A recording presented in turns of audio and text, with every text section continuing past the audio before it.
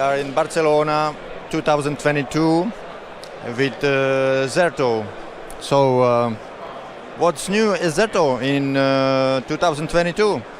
Loads of new things, but we're solving for ransomware use cases, disaster recovery use cases, multi-cloud mobility and agility across multiple different public clouds, so Azure, AWS.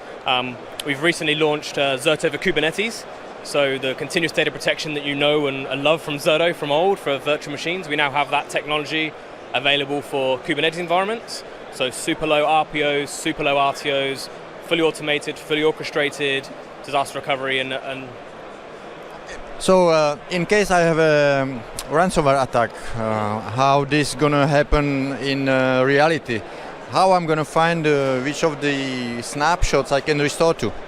Yeah, so when we have the sandbox available, so you can spin up any copy of the data you like in an isolated sandbox, look at it, do whatever you need to do, and if that one's not the right one, it's still infected or you can't find what's wrong, you can just simply shut that one down, wait a few moments, spin up an exact copy from maybe 5, 10, 15, 20 seconds previous to that one, and you can repeat that process as many times as you like, and because that process only takes a minute or two to bring up the whole environment from only seconds previous, that's our key advantage there, getting you up and running as quickly as possible and minimizing that data loss. So you don't have to go back days or even weeks, you go back to the seconds before something has happened. And, but I have to detect it, so I have to have a kind of it's going to be a multi-layered approach. Antivirus which detect the exact time when it happened, right? Yeah, I mean, it's going to be like a multi-layered approach, right? We're specialists in data recovery and data restoration. So we partner with a lot of the ecosystems, so like Fortinet and all those other guys that do the security side of thing much better than we could ever do it. So we kind of partner with those types of people. They can do the kind of proactive, preemptive stuff, and then we can help you recover from that point in time. If we're doing it purely in our backups, then we're looking at, it's already hit, it's already too late, right? By the time it's hit, it's already too late, your data's already gone, right? Yeah. So we need to try and do it preemptively. So that's why I think it's a multi-layered approach. We're very good at getting your data back from as minimal time as possible, from seconds ago, but we're not going to be able to tell you exactly when something happened, right? That's not our game right now. Not to say it won't change in the future, but right now we're all about the recovery and making sure the guys can recover their data as quickly as possible. Can you show us a little demo on the screen? Yeah, of course, yeah, absolutely. So this is the Zerto UI you can see here.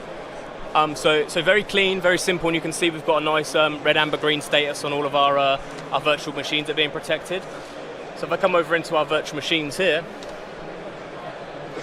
we have a concept of virtual protection groups. So inside of Zerto, instead of protecting just individual component parts, so just VMs, we actually group them together to form application-centric data protection.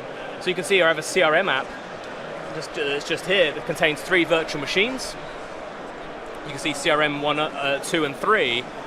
And the idea around this is that whenever you're protecting or recovering these virtual machines as a group, they're all from exactly the same point in time.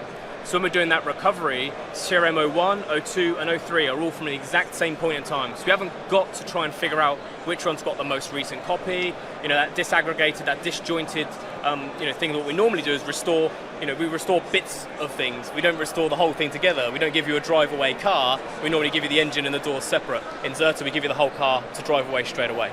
So it's interesting, for example, if you have Exchange servers that are in sync on-prem, so you want to replicate them to the cloud for data protection, right? Mm-hmm. Yeah, so any virtual machines that are in the same vCenter, whether on the same host, data stores, doesn't matter to us, it's completely logical.